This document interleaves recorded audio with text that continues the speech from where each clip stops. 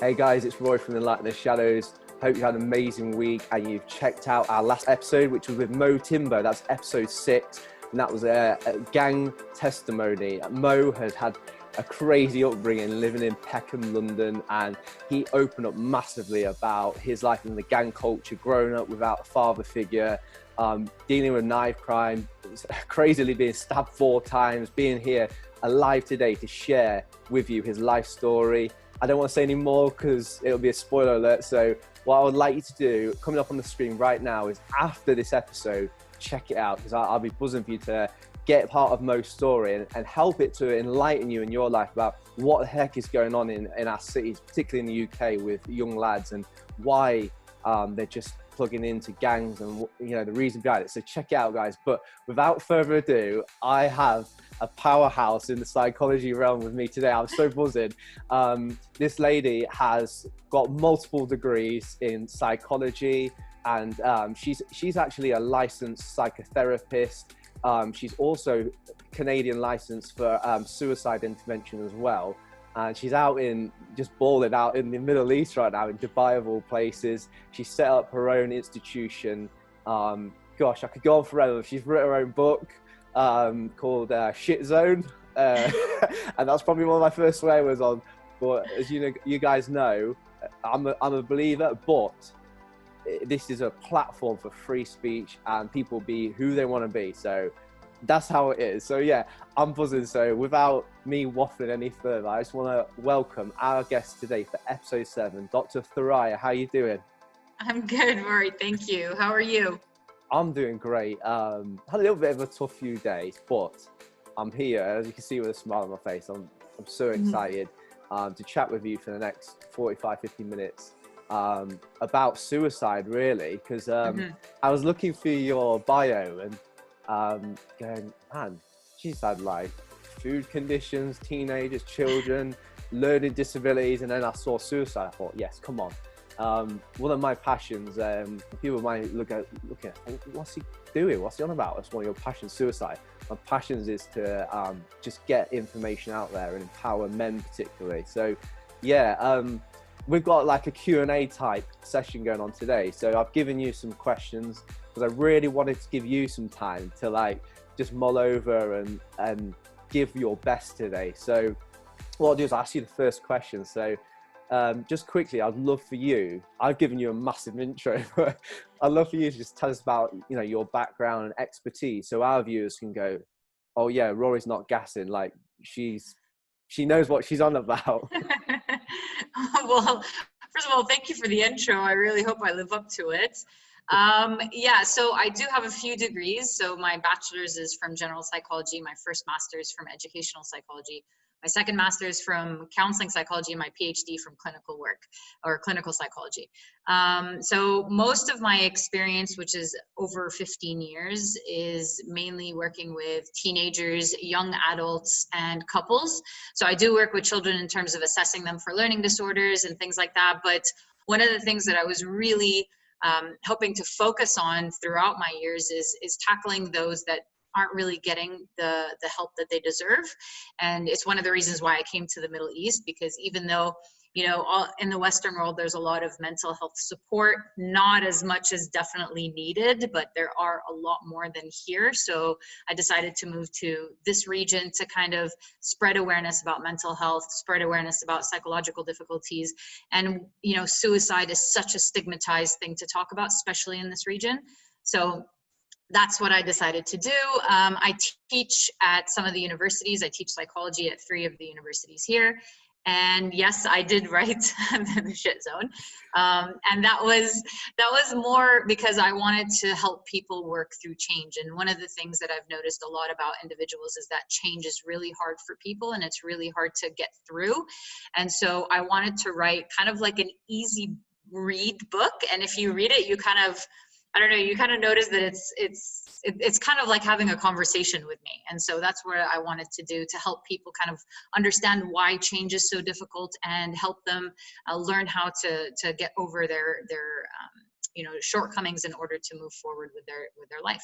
Definitely. And based on that theme, you know, your book just centralized on change itself, like the reason why I felt led to get you on, as in sooner rather than later, for today's episode is because like we've just had a pandemic, you know, as you know, and I've seen some of your chats. You've been giving great advice on Instagram lives and stuff, something I probably need to grow into and get better at. So yeah, well, I just know that you've got a lot to say and some great advice, no doubt. And there's been a massive change, like in so many ways. And, you know, as I alluded to you before we went on camera, like I just really see a lot of social economic destruction. And I don't mean like doom and gloom, but sometimes you've got to be wise and realistic with life and, you know, almost like foresee things so that you can not have like reactive strategies, but more proactive strategies. Right. And so, yeah, I just, I'm just going to go for it now. So I'm going to put on the screen right now, Dr. Thoraiya's book, Sh1t Zone. I've gone through it a bit and checked it out, and there's some massive stuff in there. And I'm going to share something that I like personally, is that you talked about minimalizing things and acceptance of things. And like men particularly, what we do is we minimize like our issues and we're like deny them, and so we push them aside. So you do great with that. Right. And then there's that sick quote where you said life is like a river like crashing into the rocks. It says that it's not the power of the river that gets through, that meanders through like the land.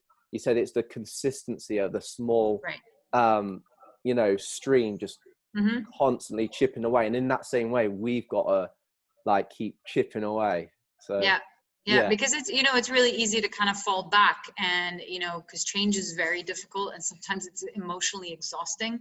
And I think one of the things that we tend to do is give up or, you know, fall back into our old habits. But the more consistent you try to be, even if you fall down, get back up, keep trying, eventually that becomes your automatic self.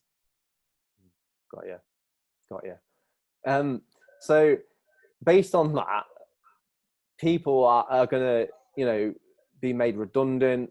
And I've got a friend who's a former member of European Parliament, Martin Daubney. He came on episode 5 talking about toxic masculinity. And we were saying how he did a government report, the Harry's report in 2017. And it showed undoubtedly, statistically, it was like 80% in favor of that. Most blokes are happiest and find their purpose and identity and worth from work itself. Yes. So yeah, I just think, you know, not doom and gloom, there's tough times ahead, but, you know, I just want to ask you and get to the root of this. Maybe I've answered your question, but I just want your, not what Rory thinks, what Dr. Thoraiya thinks about why do you feel like men just feel suicidal generally? What's your take on it from? Well, you know, I think one of the hardest things about being a man in general, or being male, if you will, is kind of this socialization where, you know, as children, we, as a society, we socialize men to kind of, you know, don't cry, suck it up, you know, things will be okay, chin up, you know, tough upper lip, you know, these kinds of things. So we socialize men to suppress their emotions. We socialize them to not talk about things because it's a sign of weakness, or it's not manly enough and things like that. So we start to socialize small boys with these very incorrect and unrealistic thought patterns.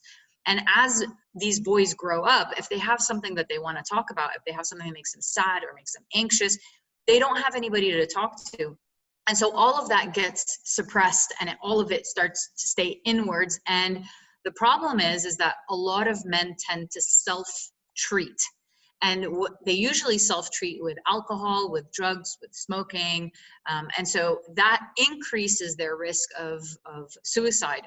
But equally so, when it comes to depression, and there have been many research studies that have shown that even psychiatrists and psychologists that are trained to find depression in men, depression is actually underdiagnosed in men, and so is anxiety. And so what ends up happening is that these professionals are looking at these individuals that are clearly stating symptoms of depression and anxiety, and instead, because they're attributing it to work, it becomes diagnosed as stress. So you're stressed at work, which is completely incorrect, because what they're actually experiencing is a mental health disorder, and that needs to be addressed properly and in the right ways. But unfortunately, depression is very underdiagnosed in men. Also, those stereotypical, gender roles and socializations that men have, all of these things contribute to this idea of why men commit suicides, because they feel like they have no outlet. They feel like they can't talk to anybody, and they have that sense of loneliness and isolation within themselves. And unfortunately, that leads to helplessness. It leads to feelings of guilt, and eventually feelings of hopelessness. Yeah, I'd say that's like the end state of mind, where you get to that point of like, I just like don't see the point anymore. Like, just want to give up. Just gonna end it, sort of thing. Those kind of mindsets is like, it's just a state of helplessness, which is like, it's horrible. I felt it. Yeah. It's horrible. But you made a great point, Dr. Thoraiya. You said about how men are undiagnosed a lot, and I remember seeing a statistic, and I'll put up on the screen right now for the viewers when they watch this, that I think it's around 30% like undiagnosed men comparatively to women. So I'll put it on that so people can see it, like how it's that state of we train them from an early age, as you said, and then they feel like, they can't talk.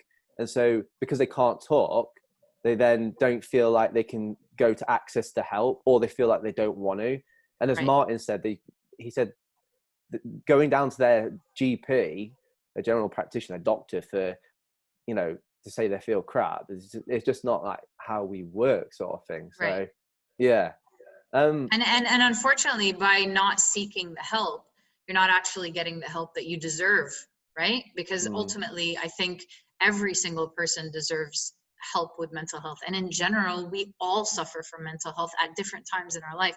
But the point of getting to that suicidal place, it really means that you feel like there's nothing else that you can do. And suicide is very misunderstood. A lot of people believe that those that are suicidal, they're selfish and they're ignorant and things like that. Well, it's on the contrary. Those that kill themselves truly believe that they're so worthless that everyone around them would be better off without them, and that the world would be better off without them, and that in essence there's no really ripple effect if they do kill themselves. So it's more of an act of complete defeat, if you will, but it's not a selfish act. And I think a lot of people tend to stigmatize suicide because of that fact. They think it's selfish. Yeah. And I'm so glad it's becoming more and more highlighted, particularly in the last 10 years or so. And then you got an amazing heart. You were like, I'm going to the Middle East.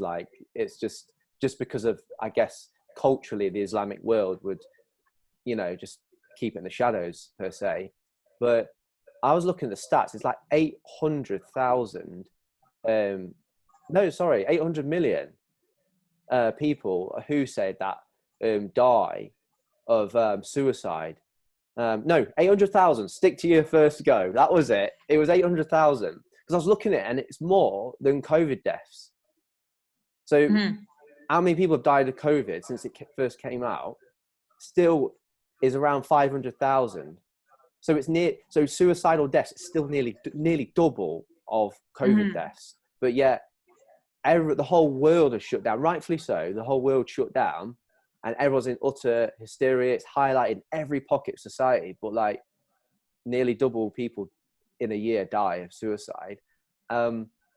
It's just crazy. And again, I was looking at the demographics as well, and I was looking at every single region, and it's just overwhelmingly men. Every region outweighing females every time. I'm just so I wanted to ask you, do you sense there's a certain demographic that's relatable to males, who want to just end it all? Do you feel it's white men or black men, or it's the Western world, or it's you got to be rich or poor? I don't know how you see it.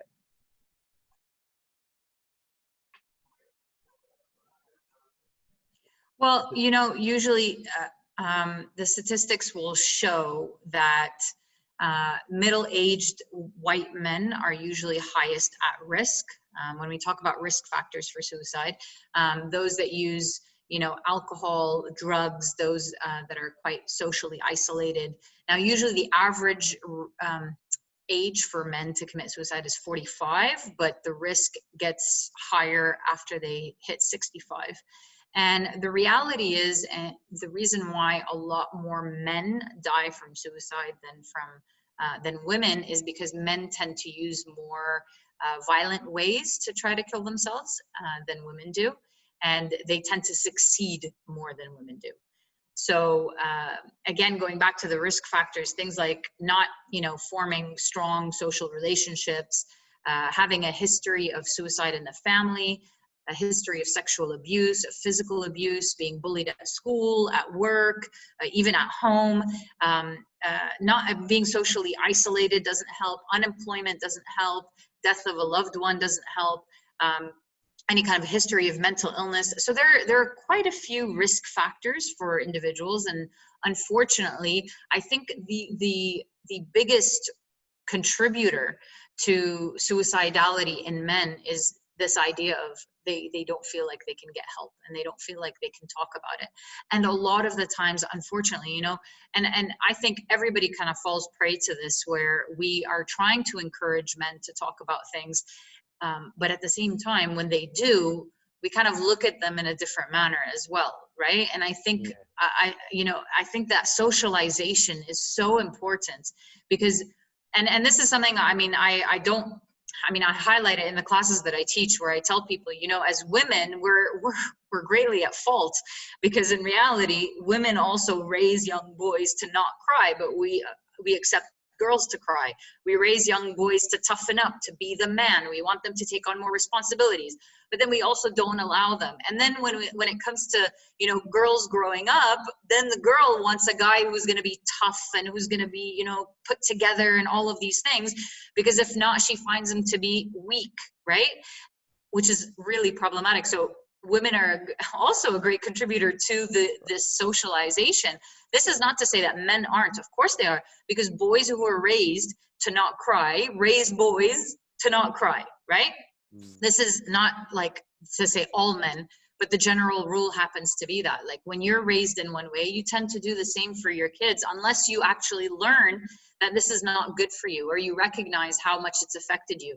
And I think one of the major factors when it comes to middle-aged men, especially around the age of 45 and 50, they go through their own midlife crisis. Now, we call it midlife crisis, but here's what's really interesting, Rory, is that for women, we call it menopause, because we recognize that there are biological changes. We recognize that there's like a lot of physiological things that change in the body that are not in the women's control. But we don't say that for men. We say it's a midlife crisis. It's not. It's andropause, which is basically that men are experiencing the same menopause. So physiologically, hormonally, they are also changing. And we tend to like put that aside, and all we think of is, he's going to go buy the Porsche, he's going to find a girlfriend, whatever it is. But in reality, it's also his hormones are changing, and that could contribute to feelings of depression, feelings of anxiety, feelings of worthlessness, feelings of regret. Like, what have I done in my life? Where am I going to be? I'm going to this is where people start to realize their mortality. So there are so many things that are involved that we negate, and not even negate, we minimize when we even describe it. We call it midlife crisis for men, but menopause for women. So it's a lot more serious for women, but then it's light and it's funny for men. No, it's not. It's just as serious. And the reason why middle-aged men around the age of 45 to 50 are at higher risk is because while they're going through that transition, people are kind of treating it the same way they treat teenagers. Oh, it's a phase and they'll pass through it, Oh, it's a developmental stage, it's normal for them to. No, it's not. It's important to bring it up and to talk about it. And I think that's something that we neglect as a society, to really empower men to understand that it's okay that you find everything to suck right now. And it's okay for you to be sad, and it's okay for you to be angry and unhappy, and it's okay to talk about it. And you're not weak if you do, and you're not helpless if you do. Like, all of these things are okay. And I think men really need to hear that over and over again. It's okay. You are not expected to be the tough one, the one that has it all together, the glue of the family. You're not. Those are not your roles. right? That's why you marry a partner, because you share that role. Oh, you're bringing it. I love it. I've learned something today. I like that term you used. Was it Andropause. Andropause. Never heard of that in my life. Mm-hmm. It's something that most people don't hear about because they hear midlife crisis, whereas it's the same thing. It's the exact same thing. It's massive hormonal changes that are happening in the body that people are just, they're not even like acknowledging, and those can really make a big difference for men. I love this because in my head, as you was explaining all this, going, oh, the demographic and that, who are most prevalent and at risk or whatever, I was like, oh, most of my viewers at the moment are, well, I don't actually know their demographic, but I suspect they're all roughly my age, which is like 30, around their 30. And I'm like, oh yeah, are they going to find this relevant? But actually, what's amazing is that they're being informed to have that empathy to go wherever they're at right now, it's cool. And we're highlighting it, but also it's being prepared. So let's not, again, prophesy doom and gloom, but if that day comes, 10, 15 years down the line, they're already self-aware. And that's what I love so much about just psychology generally and social emotional, intelligence right now. It's been pushing and just creeping into society, is that self-awareness and self-management and regulation, which is like everything. It's like, for me, I feel it's like the first step of like actualization of, of becoming a better person and dealing with suffering, I guess. Yeah. Becoming more resilient. Absolutely. Definitely. And I think that's something that, a lot of men find difficult, is they are resilient in one way, as in like, they toughen up and then they move on with the things that bother them. But at the same time, that's not actually true emotional resiliency, because you're not actually dealing with the emotions, and kind of putting them aside and expecting them not to come back at you later on is very indicative of men. But the reality is that once that Pandora's box opens, and it's going to be like floodgates. So it becomes so much more overwhelming to deal with those emotions than it is if you're dealing with them slowly and as they come up. And I think deep down, speaking as a bloke, like, and you're doing a great job, by the way. Like, I think they know that there's a Pandora's box half the time, but they're afraid that, like most normal people, when this opens up, it's going to be like a hellhole. It's going to be like horrifically painful for them. So again, another reason to go, no, shutting up shop, closing my castle walls, not a chance. So yeah. Absolutely. Absolutely. And I think that's one of the reasons why a lot of people are scared of therapy, is because in essence, people think that, oh, there's a calm before the storm. No. With therapy, it's the other way around. It's actually, there's a storm before the calm. So you actually have to deal with all of these unwanted negative emotions first, before you can move towards something a little bit more balanced. And in essence, I think it's really important to highlight that we're not trying to get rid of negative emotions, because negative emotions are very important anyways, but we're trying to get rid of the overwhelming experience of negative emotions, and learning how to cope with them in better ways. And like I mentioned before, men usually go to the alcohol, the drugs, the smoking, promiscuousness. They tend to look for escapist, and even watching porn, masturbation, things like that. Yeah. So they tend to go to the escapist paths. And unfortunately, that is just, it feels great in the moment, but then all of that other stuff comes back. Yeah, me and Paolo, he's doing 25 push-up challenge, but he's changed it to 300. And he was one of my guests that I snuck in the week. He's a legend. So he's raising money for charity. I think he's raised about 1,500 quid already. So his target's £2,000. He's doing a great job. We talked about that short buzz that a lot of blokes go for, and particularly in the UK, like cocaine's like a big one at the moment, right? Where people just go into the sniff, and it's like, it's not even seen as like, oh shoot, this is class A drugs. Like, what happens if I, sniff too much? There's no like, it's kind of just like, nah, I'm going in. That escapism, as you say. So yeah. I feel like we already covered the next question I'm going to ask you about how do we help encourage men to open up without being stigmatized. But have you got anything that you could just enlighten our viewers today about just helping men so that they don't feel that stigmatization about just wanting to open up about how they feel, and even if they're feeling suicidal and that? You know, I think that's kind of multi-layered, right? So as a society, we have to keep talking about mental health for men, right? We have a lot of mental health conversations for women. We tend to, you know, put men in like a box and say, oh, you know, Movember, October is Movember, it's mental health for men. No, that's not enough. It's not only in October that people feel depressed. It's all year round. So it has to be, as a society, we have to talk about it consistently. But also, as I would say, on like more the family, the friend perspective, ask people, how are you doing? Like, really, how are you doing? Not the, hey, how are you doing? And everybody throws out the generic answers, I'm fine, how are you? And then everybody moves on with their life. No, but like, no, really, like, how are you doing? You know, how are things going? What's going on? What's new? What's not? What sucks? Right? I like, one of the things that I do is I also supervise interns in psychology, and I tell them, look, the point of life in general is to suck less every day. And that be it emotionally, be it mentally, be it in practice, whatever it is, you want to suck less every day. And if you're doing that, then you're moving forward. Yeah. And so for I think with friends and family members, it's important to highlight that and just being like, okay, like, what's bad in your life right now? And how can I help you move it? And maybe you can't do anything except just listen. Or maybe you can shed in some light on some things that they haven't thought of.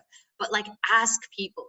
And on an individual level, I would say it's important to really have that sense of, I'm going to try to reach out. I'm going to try to ask for help. I know it's not easy. And a lot of people, you know, will say things to me like, oh, I came into therapy, that means I failed. And I say, on the contrary, as soon as you enter therapy, that means you've succeeded. That's class. Because asking for help is by far the most like complicated and tough thing that you can do. I mean, it requires so much strength to ask somebody for help. And I think men feel a sense of weakness when they ask for help, where it's because they're socialized that way. But in reality, that is like a sense of empowerment that you can only describe when you feel it.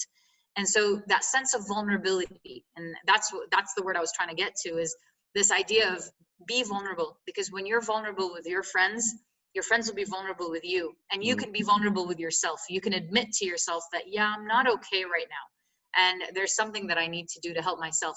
And you can empower others around you to do the same. Once you don't, you know, shy away from the fact, yeah, I'm going to therapy, yeah, I asked for help, yes, I'm maybe on this medication, whatever it is. But by sharing your story to those that care about you and are close to you, you can empower them, but also you empower yourself. You give yourself that feeling of like, I'm doing this for me, you know, like I'm putting myself first, which is really important. Oh, that's class. I can relate to that massively right now, because I've had a really like bad few years, like, not to be morbid, but just being real, as you said, being vulnerable. And PsychReg contacted me to do an article and shared about, you know, why I started Enlighten the Shadows. And I'll put that right up on the screen now for people to check out when they get a bit of time. It's a 4-minute read, so, you know, it's about 900 words, whatever, but I really go raw.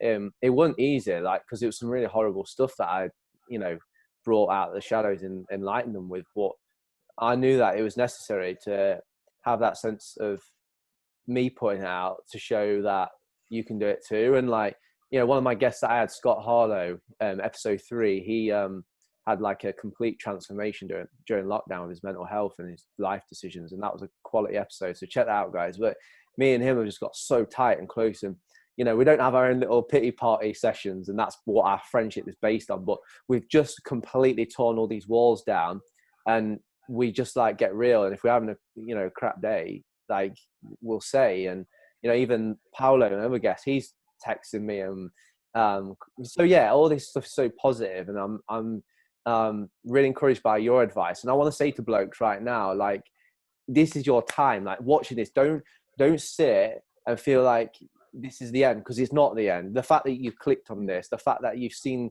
the title and you've gone suicide, yeah, that's me, I relate to it. I relate to you. I felt suicidal many times, but it's an attack on your mind, and that is not who you should be truly. It's just the state that you get in, and it's about getting, as Dr. Thoraiya says, out of that, excuse my language, shit zone and into the happy zone. And we go back and forth, and that's cool. Doesn't matter how much we go, but there's help coming up right on the screen. There's Samaritans. It's first class charity in the United Kingdom and probably all over the world for all I know, but they've got helplines, and they've intentionally extended phone line time for you, and to be person centered for blokes by having a bit of a laugh and breaking those barriers down, so then you can start to open up. So just help yourself there. I want to encourage you. It's massive. Don't wait for tomorrow. It's today. So yeah, sorry, I went a bit passionate there, Dr. Thoraiya. No, it's great. You know, I think no matter what, I think men relate to men better. And I think it's great that, you know, you're here to kind of, you know, like you said, be raw and vulnerable and share your experience with others so that they can feel empowered to share with themselves and with others as well. Exactly. It's breaking that stigma, as I was referring to. So yeah. So you're an expert. I keep bigging you up, but you are. So you're an expert. I want to hear like your clinical experience. Like, what can you do to advise men specifically? Like you've given some great advice about being vulnerable, and socially, as society, how we, you know, create that communication and stuff. But can you be real specific? Like, because a lot of the time with men, it feels like they're stuck. They can't get, oh, nice for you, Dr. Thoraiya. Yeah, you're a doctor. Yeah, nice for you, Roy. You've got your own little YouTube channel.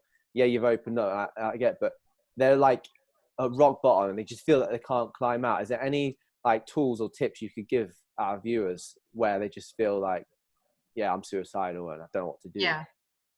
So I would say, first and foremost, when you're starting to feel suicidal, you want to try your best to reach out to someone, because a lot of things happen when you're feeling dark and suicidal, and it doesn't just like creep up on you, right? It's something that kind of goes downhill. So when you see that your behaviors are changing, when you see that your sleep patterns are getting worse, or you might sleep more, you might sleep less, when your eating patterns are getting worse, you might eat more or eat less, where you have no interest in the things that you used to have interest in before, you have very low energy, you're feeling constantly either feelings of guilt, hopelessness, helplessness, you notice that you're starting to have maybe dark thoughts first and then suicidal thoughts later, reach out to someone. And I'm not telling you to reach out to everyone, just one person. Now, I would usually caution people, especially men, I would caution them from speaking to their partner, because at times, I'm going to be honest here, and the reality is women don't listen sometimes. Women tend to be kind of in their heads and they get very anxious, and then they make men feel kind of uncomfortable. And this is at times. So if that would happen once, I would love to avoid that for any man to feel that. So my recommendation is reach out to a professional if you're feeling those really dark and negative thoughts. If you feel like you're not there yet, but like you haven't been doing well and things have been going downhill, then you can kind of reach out to a person that you feel very close to, be it your partner, be it a friend, a family member. Reach out, kind of say, look, I'm not okay. And I don't actually know why I'm not okay. Maybe it's 100 things all at the same time, but I'm not okay. And I'm not trying to get you to fix me, and I don't want you to like do something about it, but I just need to talk it out and start there. Because in reality, suicide, yes, I never encourage suicide, but ultimately it is a choice. It's your choice, right? Like you either do it or you choose to do it or you don't choose to do it. But at the same time, there are steps that you can take to avoid that. And if you can, try, right? Because in the end, there's going to be so many people, and I know that this is something that I hear constantly with clients that have suicidal thoughts. They say, life would be better without me. And I say, whose life? Like, whose life would be better? Like, who do you actually think has met you and felt like this was the worst human being, they should die, right? And the reality is no one thinks like that. No one truly has those feelings that if they look at a person, even if they don't like them, they wouldn't really look at them and say, this person should not exist and life would be better without them. That's not the reality. But the way that we think, the negative thoughts, especially with men, because they tend to kind of think in black and white, like really, really horribly, or everything's just like sucked in, right? So if on that level, you're going to be, you have these really negative thoughts where you think that everything is just horrendous and things cannot get better. But that's not true. The light is at the end of the tunnel, but it might be so faint and so far away, but you can get there. There are ways to get there, and people are more than willing to help if you ask. So I would say by far the first thing to do is ask. The second thing to do is to really kind of introspect correctly. And that can be very difficult for those who suffer from depression, because their introspection becomes very negative.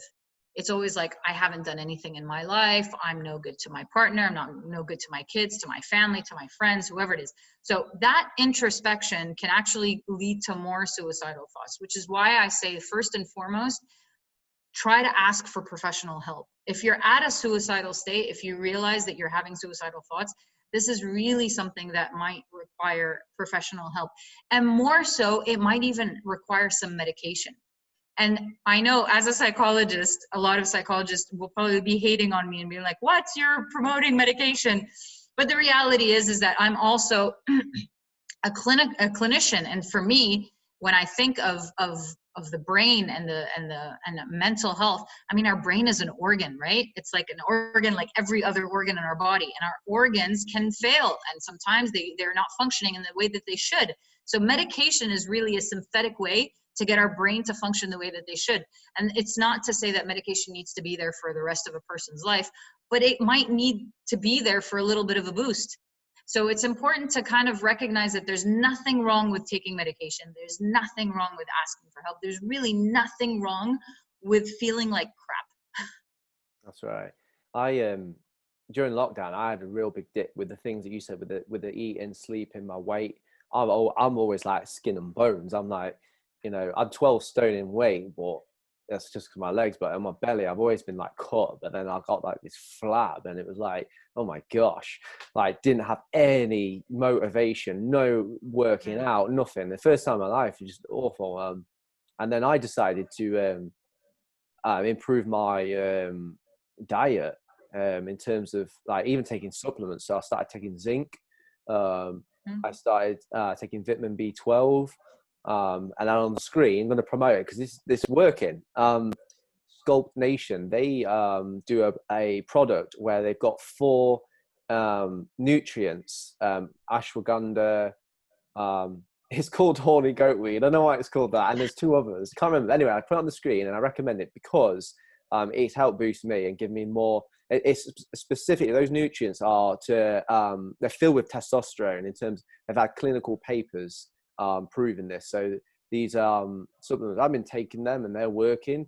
So yeah, like as you say, like there's all these different choices we can have. It's just as long as you just pick 1 or 2, I guess, and just run with it. And yeah, because any progress is better than no progress, right? And I think one of the things that men especially tend to fall into is this idea of like, I'm going to wait until I feel better before I do something, which is the worst kind of path, right? So waiting to feel better before you do something about it can take years. Instead, what we recommend is do something, even if it's the smallest thing. Like you were saying, like you started working out again, you started eating healthy. All of these things are really important. And if anything, there are 4 things that I highlight when it comes to mental health, especially like on the non-medicated side. I tell them exercise, sleeping patterns, eating patterns, and breathing. So like that kind of meditative state. Those 4 are so important. So if you can go to the gym or like even do jumping jacks at home for 10, 15 minutes a day, that's more than enough. Nobody's asking you to do any more than that. If you're sleeping between 7 to 9 hours, awesome. That's good. Don't sleep more than 9. Try not to sleep less than 7.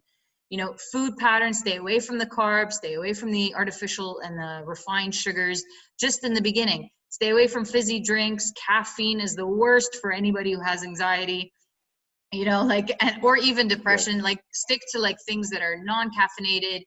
Water is really good. So if you just make these little changes here and there and try to be as consistent as possible, it'll really help boost your mood. This is not to say that this is a solution, right? I'm not saying that this is going to be the thing that makes everything work, but at the same time, it's a good start. That's right. Have you heard of a geezer called Wim Hof, a Dutch guy? He Yes, I have. Yes, I have. Yeah, the guy's an animal. He's like world records for like sitting in ice, like just swimming shorts on, and swam under water of ice for 60 meters and climbed, I think, Kilimanjaro in just shorts or something. The guy's an animal. Anyway, he's got his own breathing techniques. Right.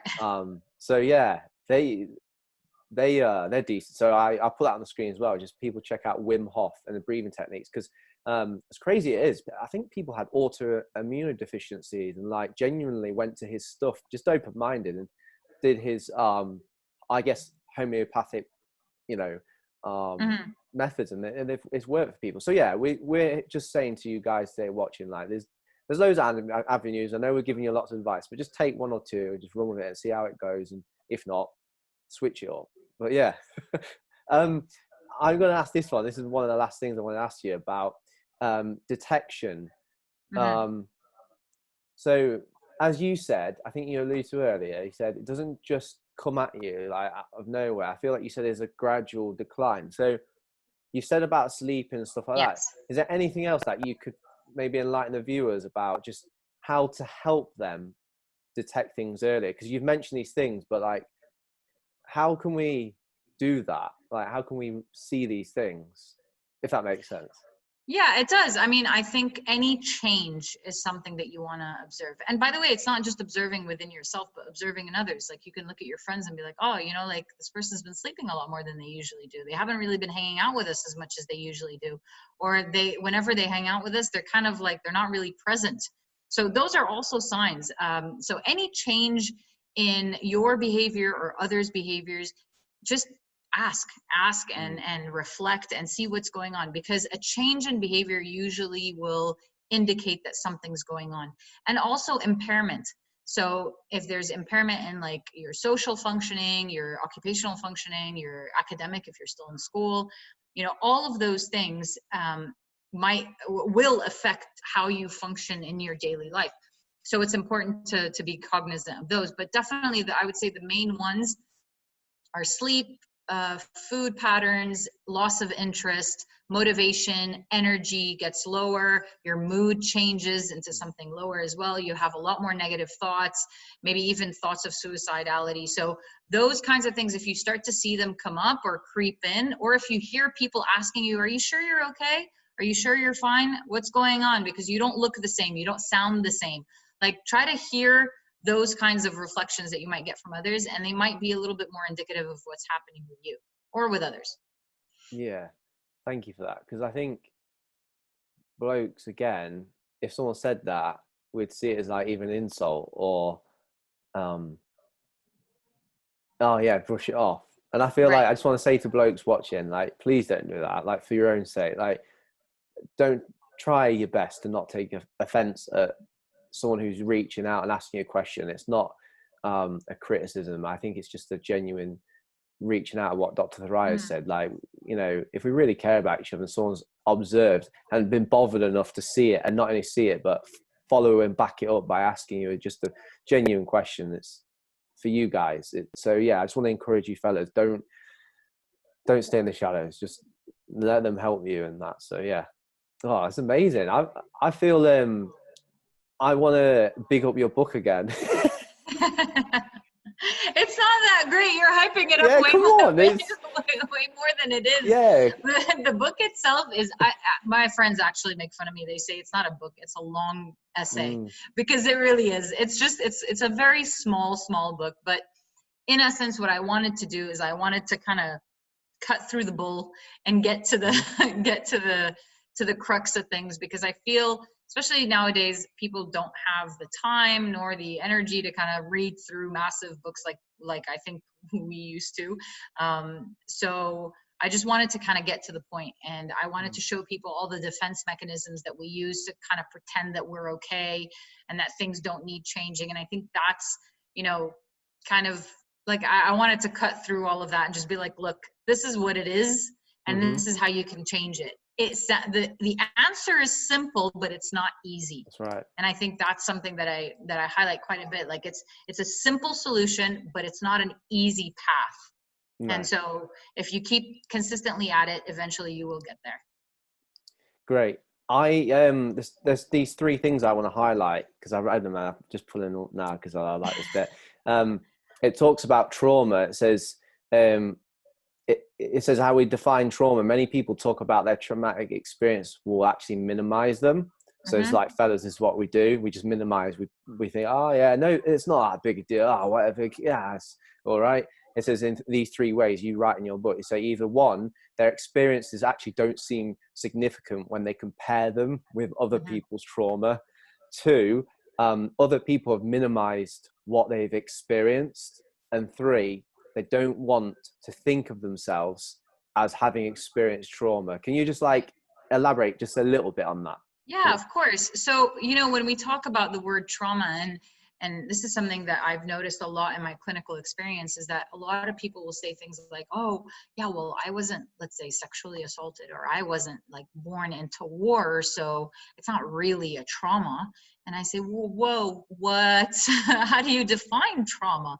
The reality is that trauma is anything that affects you negatively and that gives you the perception of some form of threat. And so for a person, for a child, that can be anything. So, and what we usually do is as adults, we look back and we're like, oh, well, that's not such a big deal. Well, yeah, now your adult brain is saying that, but as a child, you registered that very differently and you felt that very differently. And as children, we kind of exaggerate our emotions and we catastrophize and, you know, we make things like a lot bigger. So imagine if it's something that as adults, we would be like, so as kids, it's massive. So anything that you experience negatively as a child has a potential of creating trauma. And that could be getting yelled at by your parents. It could be getting beaten by your parents. It could be, you know, experiencing it could be a change in country, a change in school. It could be absolutely anything. And it's important to not, I mean, the reason why I brought those three up in the book is because one of the things that I noticed is that people compare, well, you know, my trauma is not as bad as this person's trauma. Like, how do you compare things that are not even comparable? Because you're not even the same person. You didn't have the same life. You didn't have the same upbringing. Like, you cannot compare people's trauma. That's the first thing. And then the second thing is that it's that minimizing that people do. You'll get it from parents, you'll get it from friends, and usually it comes with a sense of their own anxiety that they don't want you to experience the trauma, so they kind of minimize it, hoping that you'll get over it, which is so stupid, but still, like, it happens. Yeah. But the reality is that where people are like, oh, that's not such a big deal. Like, think of what happened with this person. Or like, you know, you get your parents that'll say stuff like, you know, your life is okay. Imagine children in Africa that don't have, yes, but that's not the case. Like, we're not talking about the children in Africa. We're focusing on me right now. Exactly. Yeah. So there's that so we tend to believe those that have minimized our pain and our struggle. And then finally, the third one had to do, sorry, can you remind me? Yeah, that's all right. That they don't want to think themselves as having experienced. Oh, yes. So this goes back to Pandora's box, right? So it's our fear of opening Pandora's box, because if we open Pandora's box, then we're going to have to actually deal with all of the ugliness that's in here. So it's much more comfy for us to keep that locked down and just keep it closed. But in reality, it will always come back to bite us somehow. And sometimes it can be really overwhelming, and sometimes it can manifest itself in different ways. So it's important to deal with it so that it doesn't affect you moving forward. So true. It's massive. Oh, you're on fire. Right. We're coming to land. So I want to ask you one little last question. I didn't prepare you for this one. I usually don't panic. I always have like an enlighten the shadows question. So it's very short. It doesn't require like, you know, a sentence or two. So say someone is self-aware. They're like, right, yeah, I'm feeling suicidal. I'm going to take these approaches that you've said today. You know, I'm going to stop here. But say they get a bump in the road and they're struggling again. Can I just ask you, you know, enlighten the shadows question about resilience? Because I think there's a massive ingredient with all that we're talking about. So what I love about you, and you can see it reaming out your book, you balance it beautifully like I do. Like you're empathetic, you're compassionate, you're all about that person-centered approach and listening. But at the same time, it's not like, oh, let's not have a pity party here. Let's get back up, you know, that resilience. So can you give our viewers a little bit of advice to do with some resilience that can just inspire them? Well, I think you kind of took my answer, right?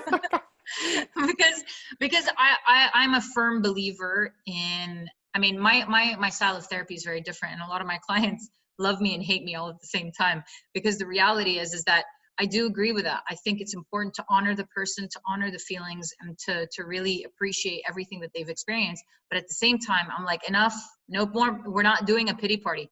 We're going to move forward, right? And in order to do that, we have to still honor this. So we could do both things. And I'm a firm believer in the symbol. I'm sure you've seen it, the yin and yang, Yeah. which is the proper balance of things in life. And I believe it's important to honor everything that we experience, and to understand it, and to become aware of it, and to see how it's affected us. But at the same time, equally so, it's important to move forward, and not kind of stay there and just kind of like, you know, do the victimization role and play like, oh, all of this happened to me and it sucks and it'll always suck. And yeah, okay, it's gonna always suck, but still we need to move on, right? So it's, again, it's that balance. And so I think sometimes this is not to say suck it up. Absolutely not, because I am still honoring all the experience that has happened. But at the same time, you have to move forward. Like, don't suck it up. Take it with you. Yeah, come on. Take it with you and fight through it so that you can move forward. And I think for me, that's one of the biggest things that I tell all of my clients, and something I would like to share with all the men that are, and maybe even the women that are listening to this, that to be resilient is not to ignore what happened. And it's not to say that what happened to me was okay. To be resilient is to honor what happened to you, to honor everything that you've experienced, and say, and now I'm choosing to move forward. Come on. Woo, fire. That's it. Mic drop. Landed. Love it. Oh, I've enjoyed it. I need to use you as my hype man, Rory. Yeah, oh, come on. You know, I struggle at times, but yeah, we got to keep the positive vibe. So you've been amazing today. Thank you. And I just want to honor your time as well. So yeah, I've really enjoyed this. And I say it every week, but I do. And it's just confirmation for me that doing Enlighten the Shadows is just so worth it. So yeah, coming up on the YouTube screen right now, I want you guys to just get behind this movement for Enlighten the Shadows. We're one of many groups. We want to just create as many different men's mental health media platforms so that we can have a place for anyone tailored to their needs, and the more than the merrier. So it's in Twitter and in Instagram coming up right now. Our handle is Enlighten the SH1. So just click follow, like our stuff, share it. And this video is massive. This is a professional clinical psychologist here, Dr. Thoraiya. She's been amazing. She's giving you some great advice. She's broke it down, putting her book up right now.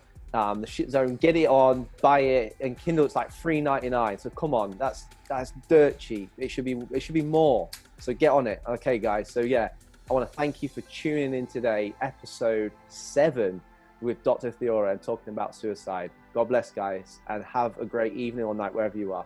Bye bye.